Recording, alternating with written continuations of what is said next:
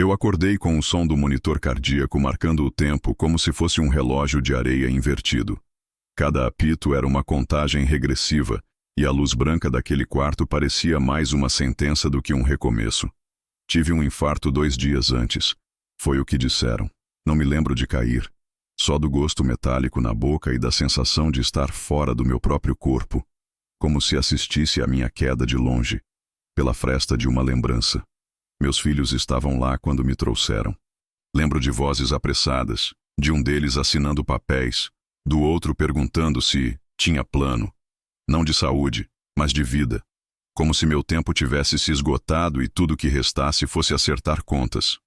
Fiquei internado na ala semi-intensiva por 4 dias. O quarto era limpo, funcional, mas sem alma. E o silêncio, em certos momentos, era mais cortante do que qualquer dor no peito. Em vez de sentar ao meu lado, de me trazerem um livro, um rádio, ou até mesmo uma flor murcha de farmácia, meus filhos vinham com pressa. Assinavam papéis de visita, mexiam no celular, falavam baixo demais para que eu entendesse tudo, mas alto o suficiente para que eu soubesse que estavam tramando algo. Na primeira tarde fingi estar dormindo quando os 2 entraram. A porta se fechou, e ouvi o mais velho dizer: "Com o carro a gente resolve rápido. É só passar pro meu nome e já dá para vender na concessionária." O mais novo respondeu, rindo: "Se o pai tivesse morrido seria até mais simples, mas vamos agilizar do mesmo jeito. A papelada já tá comigo." Eu mantive os olhos fechados. Segurei a respiração, não por medo, por vergonha, de mim mesmo, por ter criado 2 homens que falavam da minha vida como quem desmonta um armário velho. Nos dias seguintes, as conversas continuaram. Um deles mencionou a TV da sala, um modelo que comprei em 2020 com o dinheiro de um trabalho extra. Outro falou do jogo de jantar da minha falecida esposa, aquele mesmo que ela só usava no Natal e que ficava guardado como um pequeno santuário de porcelana. E então veio o golpe mais fundo. "E a casa de praia? Já podemos fazer o anúncio? Se ele piorar, a gente só apresenta o atestado de óbito." O outro riu e completou: "Ele nem usava mais mesmo. Aquilo lá é desperdício." Eles esqueceram que eu tinha ouvidos. Ou pior, não esqueceram, apenas não se importaram. Aquilo não era mais um hospital. Era o palco da minha substituição. Estava vivo, mas sendo retirado do roteiro da minha própria história. No 3º dia, uma enfermeira chamada Clara entrou para trocar o soro. Era jovem, de olhos cansados, mas gentis. Ela me olhou com atenção incomum e disse baixinho, como quem confessa um segredo: "Seu João, posso te dizer uma coisa? Seus filhos vêm aqui como quem faz vistoria em carro batido. Mas o senhor ainda está aqui, viu? Eu vejo." Não respondi. Apenas fechei os olhos de novo. Não porque queria dormir, mas porque não queria chorar. Eu comecei a lembrar de coisas pequenas. De quando ensinei o mais velho a andar de bicicleta, correndo atrás dele na rua de terra até meus pulmões pedirem trégua. De quando o mais novo teve febre alta e eu dormi sentado com ele no colo, contando histórias inventadas só para mantê-lo calmo.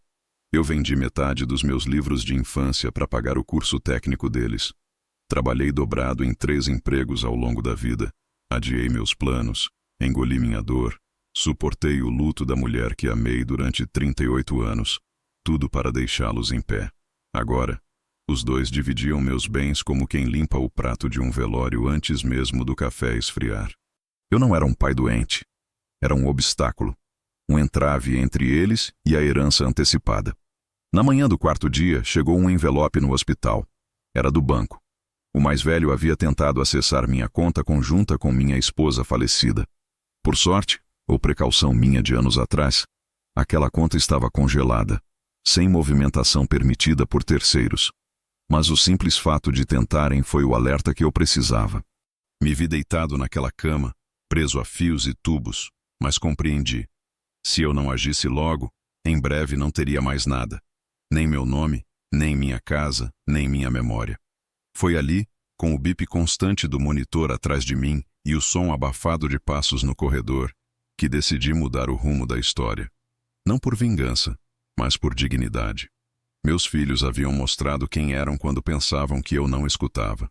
Agora eu mostraria quem eu ainda era, mesmo que para isso eu precisasse usar a única arma que eles nunca esperariam de um velho doente: silêncio e estratégia. E foi ali que tudo começou. Os corredores do hospital têm um som que não vem dos pés, mas da alma. O barulho do rodar dos carrinhos de medicamentos, o chiado das televisões presas no alto das paredes e aquela luz que nunca se apaga, tudo isso parece um cenário construído não para curar, mas para esvaziar. No quinto dia me transferiram para um quarto mais simples. Sinal de melhora, disseram. Mas por dentro, era apenas o avanço de uma febre mais silenciosa. A constatação de que meus filhos estavam se preparando para me enterrar com vida, sem caixão, sem missa, sem flores, só com assinaturas e recibos. Foi ali, entre a troca de turno das enfermeiras e o barulho distante de alguém com tosse crônica, que ouvi pela primeira vez a frase que me seguiria como um eco. Herança antecipada. Eles disseram rindo, como se fosse uma piada de salão. Como se tudo o que eu construí ao longo de 6 décadas estivesse sendo transformado em piada de aplicativo de banco. Um deles comentou, com um tom que tentava parecer leve, mas que só soava ácido. A gente devia agradecer ao papai pela eficiência. Nem morreu ainda e já está deixando tudo pronto. E o outro respondeu com risada abafada. Se ele soubesse como está ajudando, assinava os papéis de lá mesmo. Eu fechei os olhos. Não por fraqueza, mas para me proteger de uma dor que nem morfina resolve. A de se sentir vivo demais para ser ignorado, mas velho demais para ser respeitado. Eles achavam que eu não escutava. Ou pior, sabiam que eu escutava e não se importavam. No fim daquela tarde, uma assistente social veio até meu quarto. Queria saber se eu tinha alguém de confiança para discutir questões patrimoniais. Perguntei por quê. Ela hesitou.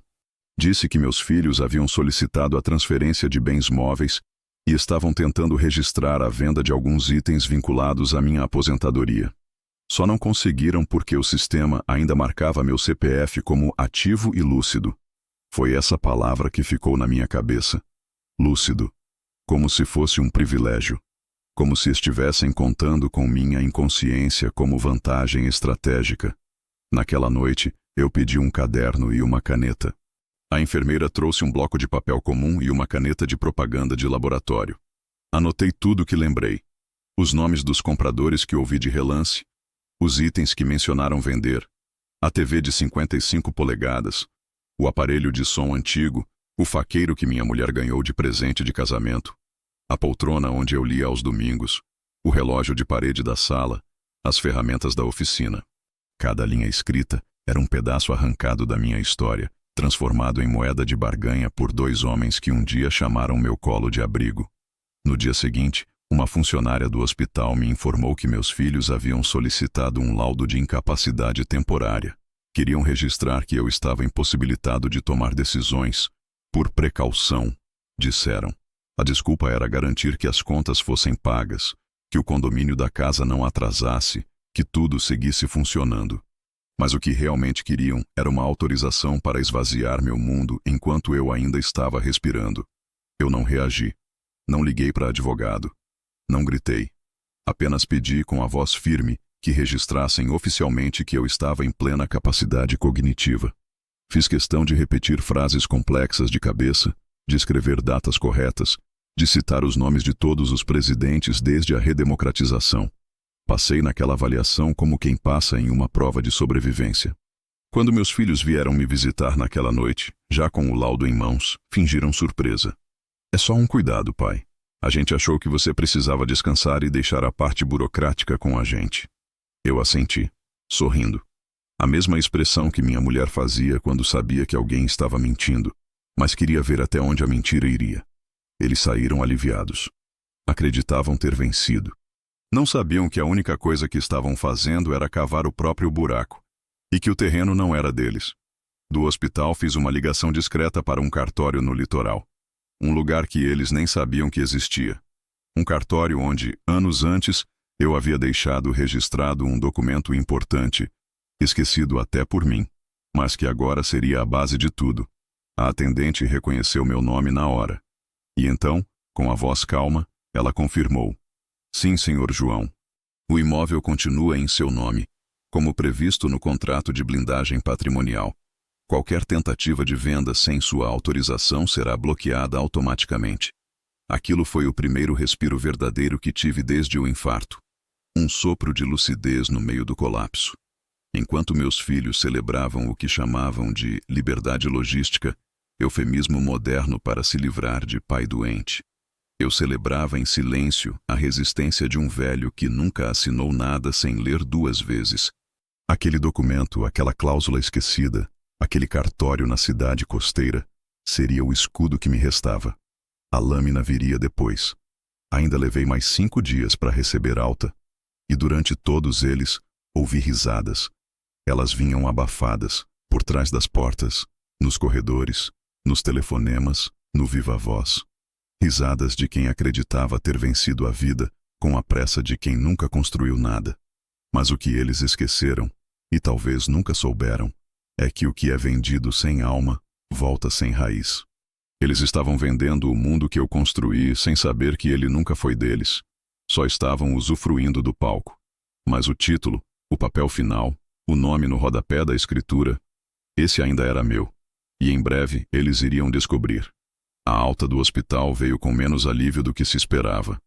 Não teve abraço apertado, nem carro esperando na porta. Apenas um transporte por aplicativo pedido às pressas por um dos meus filhos, que nem se deu ao trabalho de ir me buscar. No caminho até em casa, a cidade parecia a mesma, mas algo em mim estava diferente. Uma paz perigosa, como a de um homem que perdeu o medo da própria sombra e começou a confiar no silêncio mais do que nas palavras. Quando cheguei, já era noite. A casa estava escura, fria e menor. Era como se tivessem arrancado as memórias dos cômodos e deixado só o esqueleto. O sofá da sala sumira, as cortinas, trocadas por persianas baratas. A prateleira onde eu guardava meus livros, vazia.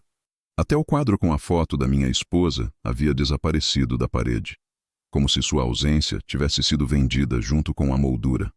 O mais novo apareceu só depois das 10, como quem entra numa casa alugada. Perguntou como eu estava sem sequer olhar para mim. Disse que a reforma estava a todo vapor, que estavam modernizando o ambiente. Sorri. Disfarcei a náusea. Cada detalhe do novo arranjo era um aviso silencioso. Eu não era mais parte daquilo. Eles não queriam que eu voltasse. Queriam que eu entendesse o recado sozinho e saísse sem fazer barulho. Foi na manhã seguinte, na cozinha, enquanto tomava café frio de garrafa térmica, que ouvi o plano real tomando forma. A casa de praia, o templo da nossa história, a herança emocional de uma vida inteira.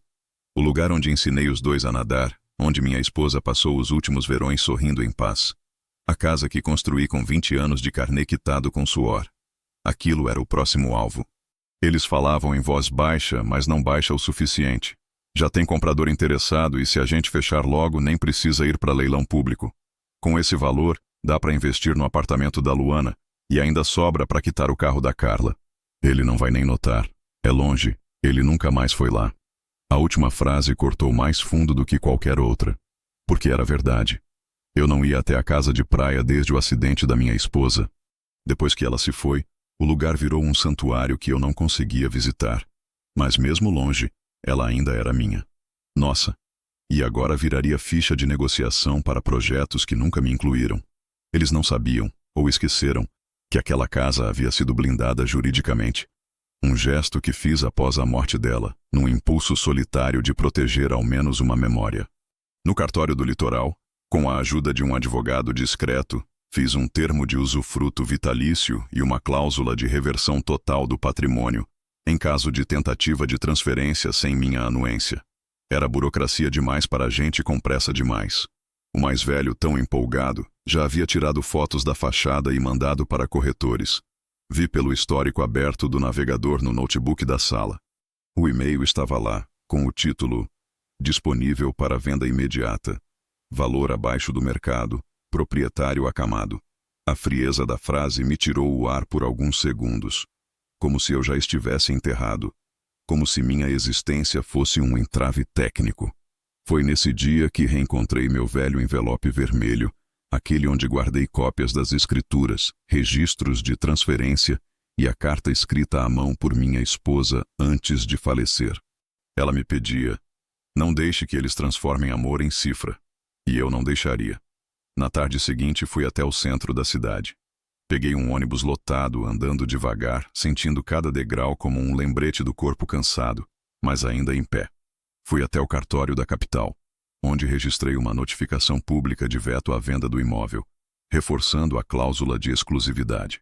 Solicitei que qualquer tentativa de transação fosse bloqueada imediatamente.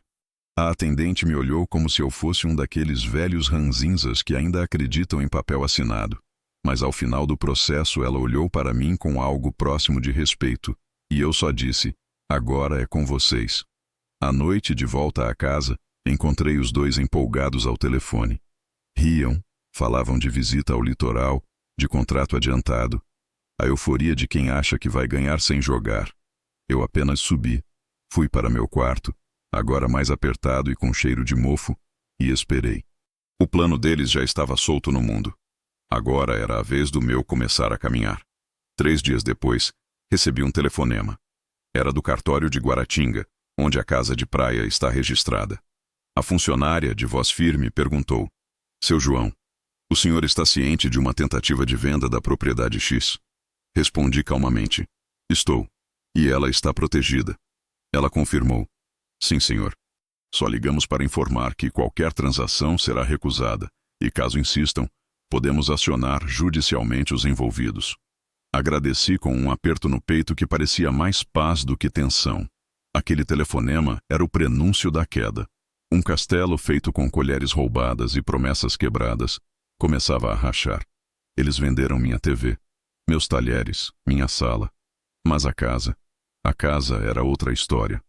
No dia seguinte, escutei o mais novo gritando no telefone: O cartório recusou, cara. Como assim não está mais no nome do pai? Que cláusula é essa? O mais velho só respondeu: Ele sabia. Ele sabia desde o começo. E foi aí que as risadas cessaram. A herança antecipada virou dívida de honra. E o pai que eles tentaram apagar do mundo voltou como uma assinatura viva, que não se apaga. O dossiê vermelho sempre esteve comigo, mesmo quando não parecia importante. Era um desses envelopes grandes, gastando nas bordas, amassado pelas curvas do tempo. Guardava papéis que quase ninguém mais usa. Registros antigos, autenticações de firma, comprovantes de transferência e uma carta à mão da minha esposa, escrita em papel timbrado do hotel onde passamos nosso último aniversário de casamento. Durante anos ele ficou esquecido dentro do armário do quarto de hóspedes, embaixo de uma pilha de casacos velhos. Mas naquele momento, depois de tudo que vi e ouvi, ele voltou a respirar como um coração pulsante de justiça. Eu sabia que eles tentariam outra vez. Mesmo com o bloqueio da casa de praia, ainda havia muito que podiam arrancar. Ou pelo menos achavam que havia. Os móveis da casa principal, a minha aposentadoria, meus 2 carros, um em meu nome e outro compartilhado com o mais novo, que jurou que era só para facilitar no IPVA. Até a minha medalha de honra ao mérito recebida na década de 90 por serviços prestados à cidade apareceu listada numa postagem de venda em um grupo de colecionadores no Facebook. Eles não estavam mais apenas vendendo objetos, estavam apagando a minha história. E faziam isso rindo, com fotos no Instagram, jantares comemorativos com garrafas de vinho que eu reconheci da adega do porão. Um deles postou: libertando espaço, limpando energia. Eu só li e respirei fundo, porque a liberdade deles viria com uma fatura que jamais poderiam pagar. Foi na madrugada da sexta-feira que comecei a montar o dossiê definitivo. Não para a justiça dos tribunais, ainda, mas para a justiça silenciosa dos que sabem esperar a hora certa. Estendi os papéis sobre a cama como peças de dominó que um dia cairiam com um sopro. Recibos de transferência, cópias da escritura do imóvel da praia com a cláusula intocável, extratos bancários, o histórico de tentativas de movimentação irregular de conta, inclusive uma tentativa de saque em nome falso feita num caixa eletrônico do interior. Algo que consegui acessar graças a um gerente antigo do banco que ainda me chamava de Doutor João. Incluí fotos antigas da casa antes de ser esvaziada. Documentei os objetos vendidos, inclusive o rádio de madeira do meu pai, leiloado por R$100. Printei as postagens online, os grupos de venda, os prints das mensagens entre os 2 irmãos que apareceram por engano na nuvem do meu celular. Um deles escrevia: Acho que ele não dura até o fim do mês. Bora adiantar tudo. Também guardei uma cópia do laudo médico que atestava minha plena lucidez. item ignorado quando tentaram me declarar incapaz no cartório local. E por fim, a carta da minha esposa, onde ela escrevia com caligrafia já trêmula: se um dia eu não estiver mais aqui, e você sentir que estão tentando apagar quem você é, lembre-se, não grite. Prove. O silêncio dói mais quando vem com papel timbrado. Na manhã de sábado, encadernei tudo. Levei numa gráfica discreta do centro e pedi 5 cópias. Uma ficou comigo. As outras seriam destinadas a lugares estratégicos: o escritório do advogado de família, o banco, o cartório do litoral e uma amiga de confiança da época da faculdade, que hoje trabalha como tabeliã. Pedi que ela guardasse sem perguntas e entregasse apenas se algo me acontecesse. Ela não perguntou nada. Apenas disse: eles não sabem com quem mexeram. Naquela mesma noite, recebi uma mensagem. Era uma selfie dos meus 2 filhos em um restaurante à beira-mar. Na legenda: celebrando novas fases. Era mais do que desdém. Era deboche. Eles não sabiam que, enquanto brindavam, o contrato do carro mais caro da família já havia sido revogado. O carro ainda estava em meu nome. E eu já havia solicitado o bloqueio da circulação, citando uso não autorizado e risco patrimonial. Em 3 dias, ele seria apreendido por mandado judicial. A segunda ação foi silenciosa. Cancelei o cartão adicional que um deles usava como emergencial. Recebi a ligação do banco no dia seguinte. Confirmei que não reconhecia os gastos: $5.800 em eletrônicos, uma diária em hotel de luxo e uma transferência para uma conta desconhecida. Eles estavam queimando dinheiro que nem era deles, e já haviam comprado gasolina para a própria fogueira. O dossiê vermelho era mais do que um conjunto de papéis, era minha resposta. Cada linha era uma lembrança de que eu ainda existia. E que por trás do pai gentil e silencioso que eles julgavam ter vencido, existia um homem que sabia ler contratos, que conhecia o sistema, que sobrevivia mais com canetas do que com socos. Numa noite fria, sentado na sala esvaziada da casa onde morei por mais de 40 anos, com o eco dos meus próprios passos me lembrando que não havia mais fotos nas paredes, segurei aquele dossiê no colo como um pai segura um filho em tempos de guerra. Não porque eu queria lutar, mas porque eu precisava deixar claro que não seria esquecido em silêncio. Eles ainda não sabiam, mas estavam prestes a receber uma ligação. Não da minha boca, mas do cartório, do banco, da concessionária, de todos os lugares onde meu nome ainda valia mais do que os brindes vazios que faziam enquanto eu estava no hospital. E quando esse dossiê começasse a falar por mim, não haveria argumento, pedido de desculpa ou chantagem emocional que revertesse o que eu já havia colocado em movimento. O tempo dos risos havia acabado. O tempo da resposta começava. O telefone tocou às 11h42 da manhã. Eu estava sentado na cozinha, com uma xícara de café frio nas mãos e o dossiê vermelho aberto diante de mim como um diário de guerra. Fazia 2 dias que eu não ouvia a voz dos meus filhos. O mais velho havia desaparecido do circuito, talvez tentando costurar alguma desculpa ou encobrir os rastros das vendas. O mais novo ainda aparecia, mas evitava contato visual, como quem sente que a sombra que se aproxima não vem do teto, vem do passado que ignorou. O número que apareceu na tela era de um prefixo que eu conhecia bem: o Cartório de Registros de Patrimônio de Guaratinga, cidade onde fica a casa de praia. Atendi sem pressa, segurando o telefone com uma mão firme, como se soubesse que aquele toque era o primeiro baque da avalanche que eu havia provocado com uma única assinatura. A voz do outro lado era formal, mas não fria. Um tom de quem está acostumado a anunciar problemas com verniz técnico. Senhor João Carlos Barreto? Ele mesmo. Falo do Cartório de Registro e Notas de Guaratinga. Estamos entrando em contato para informar que recebemos hoje pela manhã uma solicitação de transferência da propriedade localizada na Rua das Dunas, número 83. Esperei. Porém, ao realizarmos a checagem de titularidade, localizamos em nossos arquivos a presença de uma cláusula de proteção vitalícia e uso exclusivo em nome do senhor. Essa cláusula impede, por força legal, qualquer tipo de venda, cessão ou negociação do imóvel sem autorização expressa do titular. Permaneci em silêncio por 3 segundos inteiros. Não por dúvida, mas para sentir o momento atravessar meu peito como um sopro de justiça. A atendente continuou. Os solicitantes, filhos do Senhor, segundo alegam, pareceram surpresos e pediram revisão, alegando desconhecimento.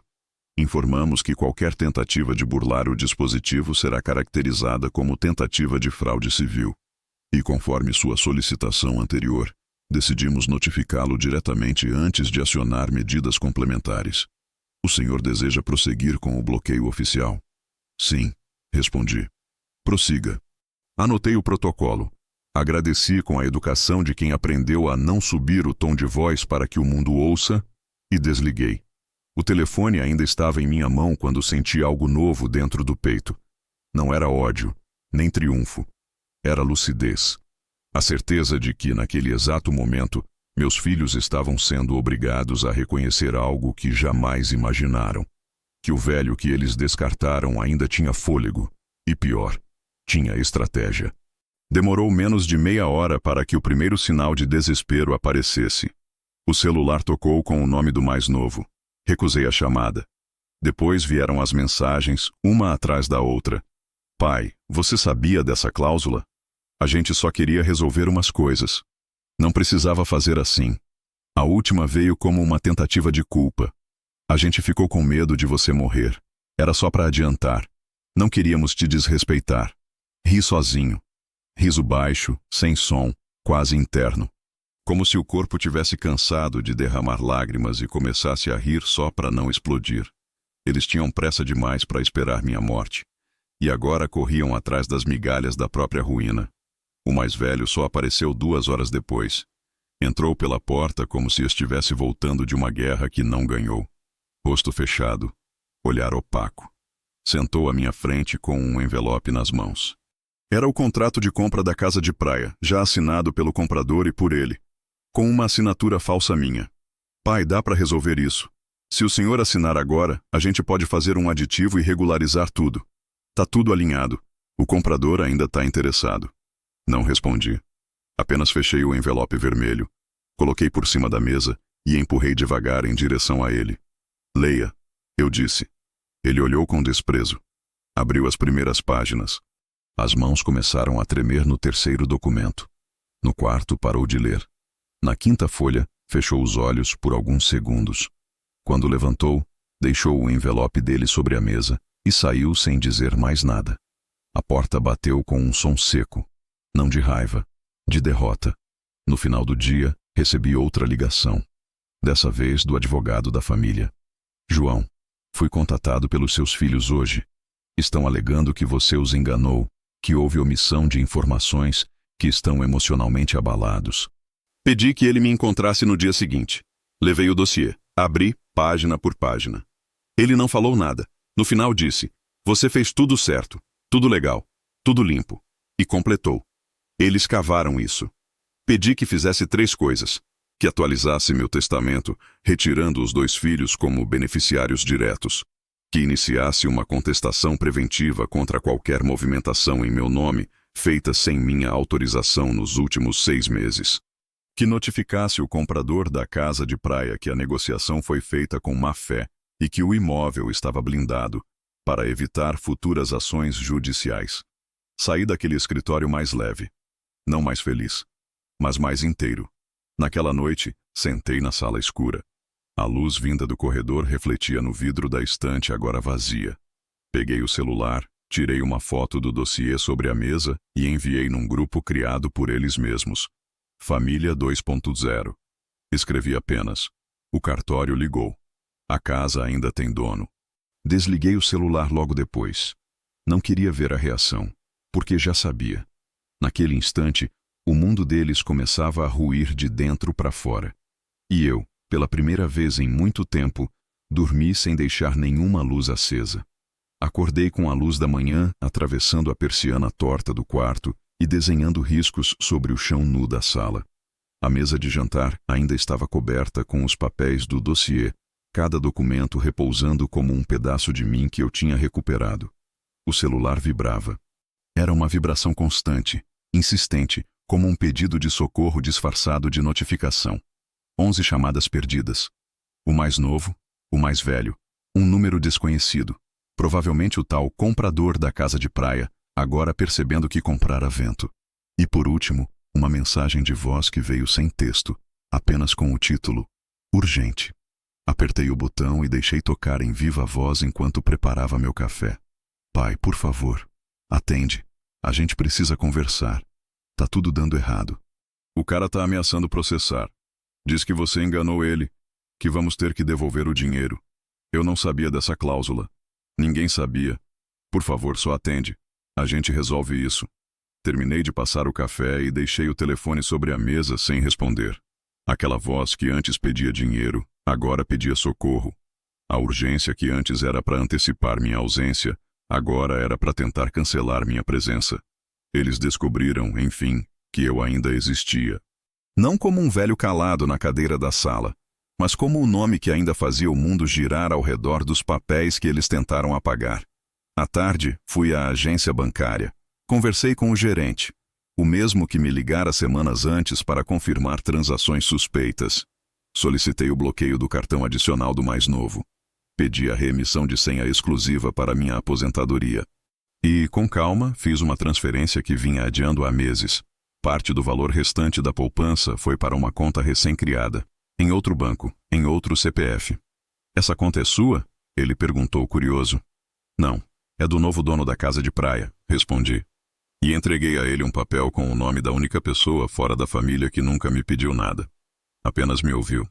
Um amigo da juventude, hoje pescador aposentado, a quem havia prometido que um dia faria justiça pelo terreno que ele me vendeu por um preço simbólico, 25 anos atrás, quando precisei recomeçar. Ao sair do banco, meu celular marcava 19 chamadas perdidas. As mensagens começaram a mudar de tom. Você quer guerra? É isso? Tá disposto a destruir a própria família? Tá feliz agora? Você nem falou com a gente. Foi direto ferrar todo mundo. Eu li todas. Em silêncio. Sem raiva. Porque o que eles não sabiam, e talvez jamais entenderiam, é que eu não queria destruir nada. Só cancelei um plano que nunca me convidaram a fazer parte. Eu não era o autor daquele fim. Eu apenas recusei o papel de figurante. No fim do dia, chegou a primeira visita. Não foi nenhum dos dois. Foi a esposa do mais velho. Chegou com os olhos inchados, um bolo num prato coberto por guardanapo de pano e uma frase ensaiada no canto da boca. Viemos em paz. Não abri a porta. Apenas disse do outro lado.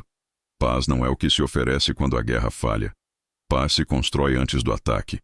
Ela ainda tentou mais uma frase, qualquer coisa sobre reconciliação, mas o silêncio do corredor engoliu tudo. A maçaneta rangeu quando ela soltou o ar.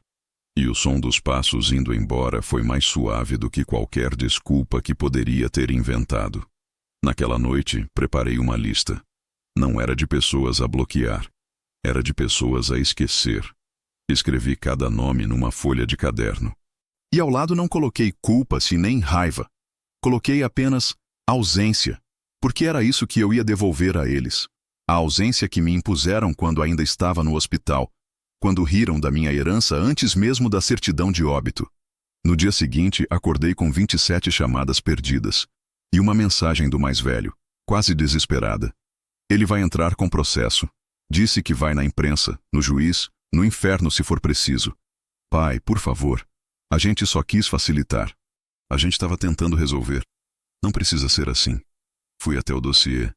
Tirei cópias dos prints de mensagens, da tentativa de laudo falso de interdição, da assinatura falsificada. Preparei tudo numa pasta preta. Levei até o escritório do meu advogado. Ele me olhou como se estivesse prestes a dizer algo, mas segurou. Isso é suficiente, ele disse. Você quer ir até onde com isso? Até onde eles forem, respondi. Na volta, parei no mesmo cartório onde registrei minha primeira assinatura de posse, 38 anos atrás. Pedi para reconhecer firma de um único bilhete, escrito à mão. Quem antecipa a morte de um pai com risadas não deve se surpreender quando a herança se dissolve em silêncio. Carimbaram. Registrei. Deixei uma cópia no cartório, outra com meu advogado, e uma terceira enviei para o endereço do mais novo. Sem remetente. Sem explicação. Apenas o bilhete. Na manhã seguinte, nenhuma ligação. Nenhuma mensagem. Um vazio como um corredor de hospital depois da visita. O primeiro silêncio real depois de semanas.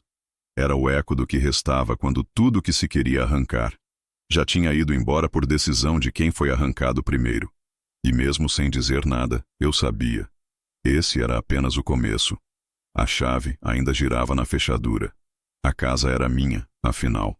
Apesar de tudo, apesar dos papéis que tentaram esconder, dos objetos que evaporaram, das decisões tomadas sem minha presença, eu ainda tinha o feixe metálico que abria a porta da frente. E isso dizia mais do que qualquer registro em cartório. A casa respondia a mim. Mas naquele dia, quando empurrei a porta e entrei, percebi que talvez não fosse mais verdade. O ar era espesso, silencioso demais. Nenhum som de televisão ligada, nenhum cheiro de café ou de perfume de ambiente. Só o vazio morno de paredes que tinham se tornado o cenário de um crime emocional. Comecei a andar devagar, como quem visita um lugar onde viveu há muitos anos, mas que agora pertence a outra era. A sala estava quase irreconhecível. O sofá antigo tinha sumido. A estante fora substituída por uma de madeira barata, com prateleiras inclinadas. Os porta-retratos haviam desaparecido. Nada de fotos dos netos. Nenhum vestígio da minha esposa. As lembranças foram despejadas como entulho, sem valor, para abrir espaço para o que eles chamaram de reforma. Entrei no meu antigo quarto. A cama estava ali, mas sem lençol. Um colchão nu encostado na parede. A cômoda estava aberta, gavetas arrancadas como se alguém tivesse saqueado às pressas. Nem meus chinelos estavam mais lá. Vi uma caixa no canto com algumas roupas dobradas, como se tivessem sido guardadas por obrigação, não por cuidado. Como se no fim alguém tivesse pensado, se ele voltar, que pelo menos tenha onde deitar. Mas já era tarde. Aquela casa já não era mais lar, era ruína, era resíduo. Na cozinha, os armários estavam vazios. Os potes que minha esposa colecionava, aqueles que ela lavava à mão, mesmo com lava-louças, não estavam mais. As xícaras com estampas de flores compradas em uma viagem de 1993 para Poços de Caldas desapareceram. Nem a chaleira antiga havia sido poupada. O que sobrou foram copos de plástico, um garfo torto e uma caneca com a frase "O melhor pai do mundo". Irônica agora, como uma cicatriz que ri de si mesma. Sentei à mesa. Respirei. O eco do silêncio era mais alto do que qualquer discussão que já tivemos. Meus filhos não estavam em casa. Tinham saído, talvez prevendo o retorno, ou apenas fugindo da sombra que plantaram. A pasta preta com os documentos estava embaixo do braço. A coloquei sobre a mesa. Não precisava mais lê-los. Sabia de cor cada item, cada cláusula, cada linha que havia me salvado da fogueira que tentaram acender sob meus pés. Mas agora havia outra pergunta. O que fazer com tudo aquilo? A resposta não estava no cartório. Estava nas paredes da casa, nas prateleiras vazias, na ausência dos objetos, dos sons, da vida. Eu estava de volta a uma casa que havia sido esvaziada, não só de móveis, mas de alma. Era como visitar um parente em coma. Reconhecia o corpo, mas o espírito já tinha partido. Eles tinham vencido, de certo modo. Não levaram o imóvel, mas levaram a memória. E sem memória, um lar vira apenas concreto. Fiquei ali por 2 horas. Caminhei de cômodo em cômodo, tocando portas, tentando lembrar como era antes. Lembrei da risada da minha mulher na varanda, das noites em que ficávamos de mãos dadas vendo televisão com volume baixo, dos domingos com feijão cheiroso, toalha bordada na mesa e os meninos correndo pelo quintal com os pés descalços. Tudo aquilo estava morto. E foi ali que decidi. Eu não ia tentar recuperar a casa, nem a aparência dela, nem a rotina que um dia tivemos. Aquela estrutura já não servia mais, mas serviria a outro propósito. A última função daquela casa seria ensinar. Naquela mesma noite, fiz 2 ligações. A primeira foi para um corretor de imóveis conhecido de longa data, honesto, discreto, o mesmo que me ajudou a comprar a casa de praia. Pedi que viesse na segunda-feira para uma avaliação formal. A casa estava em meu nome. Não havia contestação jurídica ativa. Eu era o único responsável. E agora seria o único a decidir o que fazer com ela. A segunda ligação foi para um centro de acolhimento para homens idosos em situação de abandono. Falei com a diretora. Perguntei se já haviam tido a chance de comprar uma sede própria. Ela hesitou, respondeu com cuidado, quase em tom de incredulidade. Não, senhor. Nunca tivemos essa possibilidade. Por quê? Talvez isso mude nos próximos dias, respondi. Talvez em breve essa casa vire um abrigo de verdade. Ela chorou no telefone. Eu apenas sorri. Um sorriso pequeno, interno, de quem finalmente escolheu o próprio fim de capítulo. Fui dormir naquela noite no quarto vazio. Levei apenas um cobertor velho que encontrei no armário do corredor. Fechei a porta, travei por dentro. Pela última vez, dormi ali. Na casa que construí com cada centavo, cada pedaço de esforço. Não como morador, mas como quem visita pela última vez um túmulo onde enterraram o que restava de si. Ao amanhecer, deixei a chave sobre a mesa da cozinha com um bilhete embaixo. Vocês venderam tudo, menos o que realmente era meu. E isso agora não pertence mais a nenhum de vocês. Fechei a porta sem olhar para trás. O cartório não era diferente de qualquer outro. Piso de cerâmica branca. Bancos de espera de plástico que rangem quando a gente senta. Aquele cheiro indefinível de papel velho e ar-condicionado que passou da hora de ser trocado. Mas naquele dia, aquele lugar pequeno, escondido entre uma padaria e uma ótica de bairro, se tornou o palco do momento mais preciso da minha vida. O instante em que tudo que havia sido tirado de mim seria devolvido, não por arrependimento, mas por assinatura. Cheguei 15 minutos antes do horário marcado. Terno simples, camisa passada à mão, sapato engraxado na noite anterior, com o mesmo pano que usei para lustrar os sapatos da formatura do meu filho mais velho. Escolhas pequenas, detalhes, mas todos com peso. Quem já foi tratado como invisível aprende a ressurgir com presença. Fui recebido por Clarice, a mesma tabeliã que me atendeu anos atrás, quando registrei a cláusula de proteção da casa de praia. Ela me olhou, sorriu com gentileza e disse: "Vai ser rápido, Sr. João. Já está tudo preparado." Assenti. Pedi um copo d'água. Sentei-me no canto da sala de onde podia ver a porta. Estava preparado para tudo, menos para a forma como eles entraram. Chegaram juntos, com pressa. O mais velho usava camisa social, mas amarrotada, com olheiras profundas. O mais novo parecia mais frágil do que nunca, com o celular na mão, como se ainda acreditasse que bastava uma ligação para virar o jogo. Nenhum dos dois olhou direto nos meus olhos. E pela primeira vez eu entendi. Não era vergonha. Era cálculo. Ainda estavam tentando descobrir o que podiam salvar. Ainda achavam que havia negociação possível. "Pai, obrigado por ter vindo", o mais novo disse, tentando parecer cordial. "A gente entende que as coisas saíram do controle. Mas se todo mundo cooperar aqui, a gente consegue resolver." Eu não respondi. Clarice nos chamou para a sala de registro. Havia uma mesa grande no centro, com 3 cópias do contrato impressas, cada uma marcada com post-its, indicando onde cada parte deveria assinar. Os documentos diziam respeito à formalização da doação da casa da cidade, não para eles, mas para a instituição de acolhimento de idosos que eu contatara. Era isso que viemos formalizar. A transferência completa, sem chance de reversão. Uma doação pública, registrada, com cláusula de uso exclusivo e intransferível. Foi nesse momento que eles entenderam que a reunião não era uma tentativa de reconciliação. Era a lápide do que eles tentaram roubar. "Pai, você não pode estar fazendo isso. Isso é extremo. O senhor vai mesmo jogar tudo fora?"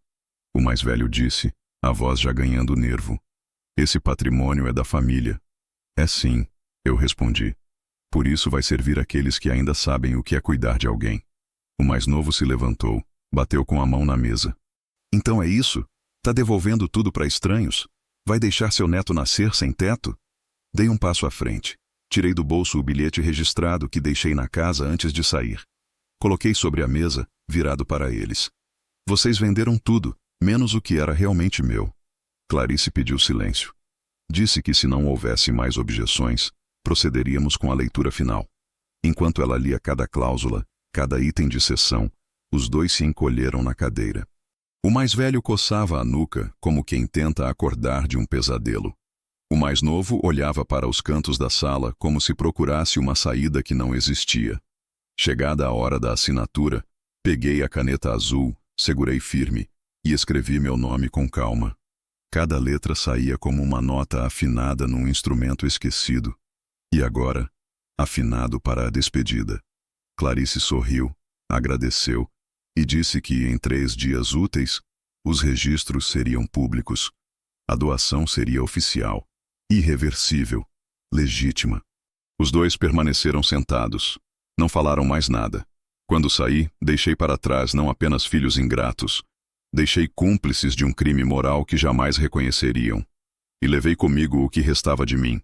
Um nome, uma assinatura e uma paz construída com silêncio e estratégia. Do lado de fora, o sol batia forte. Sentei no banco de uma praça próxima, abri a garrafa de água que levei na mochila e fiquei observando as folhas caírem das árvores. Pela primeira vez em muito tempo, senti que tudo ao meu redor fazia sentido. Naquele dia, eu não perdi nada. Naquele dia, eu recuperei tudo. Fazia tempo que eu não escutava o mar sem pressa. Nos últimos anos, o som das ondas era apenas uma memória abafada, encoberta pelo barulho dos ventiladores velhos da casa, pelos gritos disfarçados de preocupação dos meus filhos e pelo ruído constante de tudo que eu deixei que tomassem, inclusive a minha escuta. Mas agora, ali na varanda da casa de praia, com a brisa salgada cortando o calor e os pés apoiados numa cadeira de vime que sobrou da reforma de 2004, eu ouvia tudo de novo. E pela primeira vez em muito tempo, não era o mundo que estava quieto. Era eu. A casa resistira. Mesmo com as tentativas de venda, com os anúncios fraudulentos e as falsas assinaturas, ela continuava ali. As paredes, embora repintadas às pressas por eles, ainda guardavam o cheiro do passado. E agora, com a documentação regularizada, a transferência de parte do patrimônio feita e meus filhos formalmente excluídos do testamento, a casa se tornava algo mais do que um imóvel salvo. Ela era agora um símbolo de permanência, de tudo que sobreviveu, mesmo quando tentaram apagar. Passei os primeiros dias em silêncio, apenas limpando, removendo as marcas de abandono, jogando fora o que era deles e guardando com cuidado o que restava de minha esposa. Encontrei dentro de um armário o vestido de praia que ela usava nos verões dos anos 90. Ainda tinha areia no forro. Guardei numa caixa com cuidado, não por nostalgia, mas porque certas coisas merecem ser preservadas mesmo quando tudo em volta tenta ser novo. Na terceira manhã, recebi uma ligação de Doraci, a diretora do Centro de Acolhimento de Idosos, para onde doei a antiga casa da cidade. Ela estava chorando, novamente. Dissera que os móveis já tinham começado a chegar, doações feitas por voluntários que se comoveram com a história quando viram a notícia no jornal local. Nunca pensamos que teríamos uma sede nossa, Sr. João. Nunca.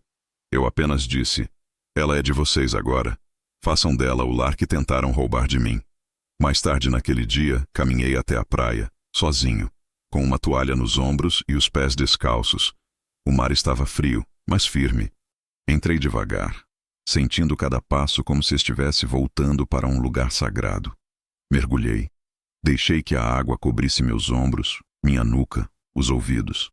Fiquei submerso por longos segundos. E quando voltei à superfície, não senti alívio. Senti presença, como se estivesse sendo lembrado de que ainda existia, ainda que não para eles. À noite, preparei meu próprio jantar. Arroz, feijão, um bife acebolado como minha esposa fazia e uma fatia de goiabada de sobremesa. Comi na varanda. Sem pressa, sem celular, sem interrupção. Os únicos sons eram o mar, o vento e os próprios talheres. Era um ritual que tinha esquecido. Comer em silêncio por prazer, não por obrigação. Dias depois, recebi uma carta. Manuscrita, envelope simples, remetente não identificado. Era de um dos netos. Um menino de 14 anos, filho do mais novo. Ele dizia, vô, eu sei que o que aconteceu foi feio. Eu não entendo tudo, mas vi o que eles fizeram com suas coisas. Não sei se dá para consertar, mas eu queria visitar a casa da praia com o senhor um dia, só para escutar as histórias que o pai não me contou. Dobrei o papel com cuidado, guardei numa gaveta. Ainda era cedo. Não para perdoar, para acreditar que dali ainda podia nascer alguma coisa. Talvez o futuro não fosse totalmente podre. Talvez alguma semente tenha escapado do sal. Na semana seguinte, comprei 2 redes novas. Instalei uma na varanda da frente, de onde se vê o nascer do sol. A outra deixei guardada. Talvez para visitas. Talvez só como símbolo de que ainda havia espaço. Não para quem quis destruir, mas para quem ainda estava aprendendo a respeitar. Meu celular seguia desligado para chamadas. Apenas internet ativa para alguns e-mails e atualizações do banco. Um dos avisos era da imobiliária que ajudou na avaliação da casa da cidade. O imóvel havia sido oficialmente transferido. A nova placa já estava no portão. Centro de Vida e Acolhimento João Barreto. Eu não pedi que colocassem meu nome, mas deixaram. Disseram que foi por honra. Eu aceitei. Pela primeira vez, me senti homenageado em vida. Voltei a escrever. Nada muito grande. Apenas frases soltas, num caderno espiral azul. Anotações sobre o mar, sobre o silêncio, sobre o que ainda resta quando tudo parece perdido. Chamei de caderno da segunda vida, porque era isso que eu estava vivendo. Não um recomeço, mas uma nova etapa depois da guerra. Quando a gente para de se defender e começa a construir, mesmo que sozinho. Na última página que escrevi naquela semana, coloquei uma única frase. Eles venderam o mundo, mas esqueceram que quem construiu pode fazer outro. Fechei o caderno. Guardei na gaveta. Olhei para o mar mais uma vez. A história ainda não tinha terminado, mas pela primeira vez, ela estava em paz. O aviso chegou numa terça-feira cinzenta, via e-mail com título simples: Notificação de contestação patrimonial. Meus filhos, ou ao menos os advogados deles, tinham decidido tentar reverter a doação da casa da cidade. A justificativa era frágil, quase risível, estado emocional comprometido, influência externa sobre um idoso vulnerável, ruptura familiar abrupta, nenhuma menção ao laudo de lucidez assinado por um neurologista, nenhuma lembrança das cópias de mensagens, nem da assinatura falsa usada na tentativa de venda da casa de praia. Eles estavam apostando na confusão, no tempo, na dúvida alheia. Mas esqueceram de um detalhe. Havia provas, muitas, e todas organizadas por mim, página por página, carimbo por carimbo. Respirei fundo, não de cansaço, mas de paciência. Eu sabia que o fim nunca vem no silêncio absoluto. Sempre há um último tropeço, um último grito de quem perdeu, mas não aceita. Ainda assim, não respondi. Encaminhei o e-mail para meu advogado, com a única instrução: se tentarem me chamar de louco, mostre quem são os sãos. Fiquei em silêncio por dias. As ligações voltaram a chegar, desta vez de números bloqueados, provavelmente tentativas desesperadas de falar sem se identificar. Eu não atendia. As mensagens mudaram de tom. Já não vinham com acusações ou promessas. Vinham com frases tortas, tentando simular empatia. A gente errou, mas é família. Você não tá com raiva ainda, né? Dá pra resolver. Dá pra resolver. Quanta ironia escondida em 3 palavras. Eles destruíram minha casa, meu espaço, minha memória. Tentaram me interditar em vida, vender tudo pelas costas, me enterrar antes da hora. E agora falavam em resolver? Como se resolver fosse um botão. Como se não houvesse rachaduras permanentes, cicatrizes invisíveis. Como se eu fosse um velho que esquece fácil. Mas não sou. E nunca fui. Naquele fim de semana, sentei na varanda da casa de praia e escrevi uma carta. Não era resposta para a contestação, nem para os advogados. Era o meu último recado. Aquele que só se entrega quando não há mais nada a negociar. Vocês celebraram antes da hora, riram enquanto eu ainda respirava. Mediram minha vida como quem mede herança. Tentaram transformar amor em recibo, presença em obrigação. Deram as costas para o pai que ensinou vocês a andar, a dirigir, a cair e levantar. E agora querem conversar. Mas eu não falo com quem vendeu minha história. Só com quem honra meu silêncio. A casa de praia é minha. O nome nos papéis é meu. E o que foi perdido? Vocês enterraram com as próprias mãos. Não me procurem. Não por vingança, mas por justiça. Não por rancor, mas por paz. Imprimi. Assinei. Coloquei em envelope neutro.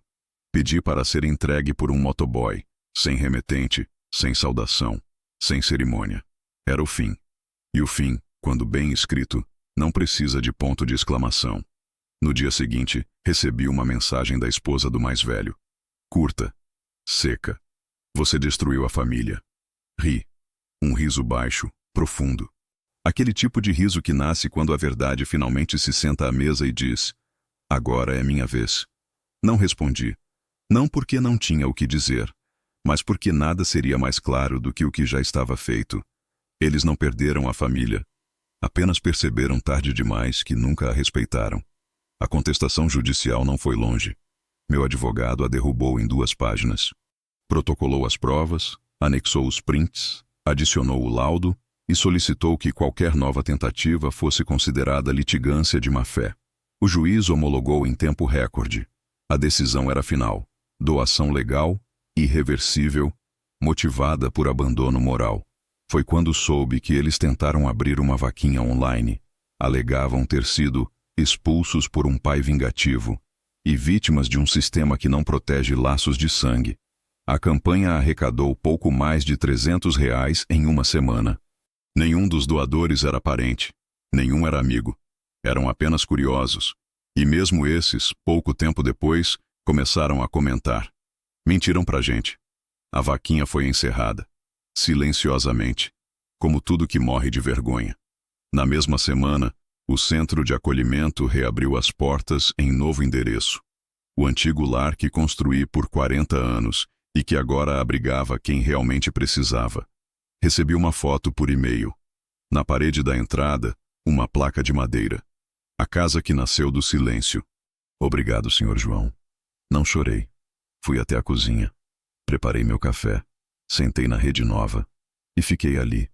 O sol já se escondia e o mar fazia o barulho que só ele sabe fazer quando ninguém tenta interromper. Peguei o caderno azul, aquele que chamei de segunda vida. Abri na última página e escrevi. Eles se anteciparam à morte. Eu antecipei o fim. Fechei o caderno. Respirei fundo. Não precisava mais escrever. O mundo, enfim, tinha voltado a caber no meu nome.